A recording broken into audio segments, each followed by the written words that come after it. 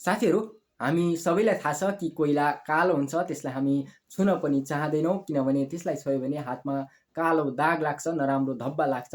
तर त्यसको विपरीत हिरा तेजिलो हुन्छ, चम्किलो हुन्छ, त्यसलाई हामी हातमा लिन चाहन्छौँ, छुन चाहन्छौँ र त्यसको गलामा माला बनाएर लगाउँछौँ र आफूसँग भएमा त्यसलाई भाग्यमानी महसुस गर्छौँ।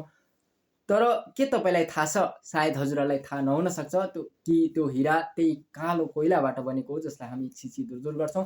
वास्तवमा कुरो के हो भने साथीहरू, जब कोइलाले जमिनमुनि अत्यन्तै धेरै चाप र ताप सहन गर्छ, त्यसपछि त्यो कोइलामा रूपान्तरण आउँछ। त्यो त्यत्तिकै बन्दैन, जमिनमुनि अत्यन्तै धेरै ताप र चाप सहन गरिसकेपछि त्यसमा रूपान्तरण आउँछ, परिवर्तन आउँछ र त्यसपछि त्यो कालो कोइला हिरामा रूपान्तरण हुन्छ। त्यस्तै हाम्रो जीवन पनि अहिले कोइला जस्तै छ। यसलाई हजुरहरूले आफ्नो जीवनमा सङ्घर्ष र मेहनत गरेर आफ्नो जीवनलाई पनि हिरा समान बनाउन सक्नुहुन्छ।